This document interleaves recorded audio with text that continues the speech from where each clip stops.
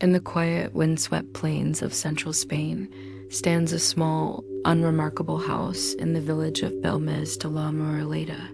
For centuries, it was just another home, sheltering generations of families from the harsh sun and cold winters. But in 1971, this ordinary house became the center of a phenomenon that would attract international attention and defy simple explanation for decades to come. This is the story of the Bélmez Faces, one of the most documented and perplexing cases of its kind in the 20th century. It began on August 23, 1971. A woman named Maria Gomez Camara, while cooking in her kitchen, noticed a strange stain forming on her concrete floor. Over the next few hours, the stain coalesced into a distinct human-like face. Disturbed by the image, Maria and her family tried to scrub it away, but it wouldn't disappear. Finally, her husband Juan and their son Miguel took a pickaxe to the floor, chipped away the concrete face, and laid a new layer of cement. For a week, there was nothing. Then a new face began to emerge in the exact same spot. The Gomez family lived a simple life in Bélmez. Maria was a homemaker, and her family was well known and respected in the small, close-knit community. Before 1971, their lives were entirely ordinary, revolving around work, family, and village traditions. The appearance of the faces was an unwelcome disruption. Their initial reaction wasn't excitement, but fear and confusion. They tried to destroy the first face and keep the matter private. It was only when the faces persisted and new ones began to appear that the story spread beyond their front door, bringing the world's curiosity and skepticism to their home. The local mayor was informed, and the house was placed under official observation, marking the beginning of a long and public investigation. The phenomenon escalated.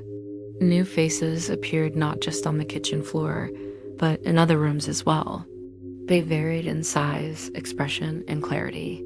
Some were male, some female, some appeared old, others young. Their expressions were often described as pained, serene, or aghast. The faces would form gradually, sometimes over hours or days, and then fade away, only to be replaced by others. The family learned to live with them, referring to the house simply as the House of the Faces. Witness accounts from this period are numerous. Neighbors, journalists, and eventually, perhaps psychologists flocked to the small home. They watched as faces materialized and disappeared. To prevent accusations of fraud, the kitchen floor was subjected to rigorous tests. In one famous instance, a section of the floor containing a prominent face was cut out and preserved under glass by a local notary. The area was then sealed with tape and signed by witnesses. The family was forbidden from entering the kitchen for several days. When the seal was broken under official supervision, new faces had reportedly started to form on the freshly laid concrete nearby. This controlled experiment seemed to rule out the possibility that Maria or her family were secretly painting the images. As the phenomenon gained notoriety, scientific investigations were launched to find a rational explanation. The most prominent theory was that the images were created by some form of chemical reaction. Samples of the concrete were taken and analyzed at the Spanish National Research Council. Early tests suggested the presence of pigments, leading many to conclude it was a hoax. However, subsequent, more rigorous analysis failed to find any trace of paint, dye, or any external substance that could account for the formations. Another theory proposed was thoughtography, the idea that Maria Gomez's mind was subconsciously projecting the images onto the floor. This, however, remained a speculative hypothesis, impossible to prove or disprove. A more tangible investigation took place when authorities decided to excavate beneath the house. At a depth of about 9 feet, they discovered human skeletons, some of which were headless. Historical records confirmed that the site had once been a ramong and later a Moorish cemetery. The bones were given a formal Christian burial, and the hole was filled with fresh concrete.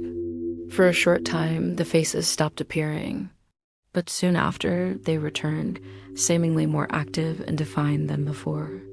The link to the discovered remains was compelling, yet it offered no scientific mechanism for how the images were forming.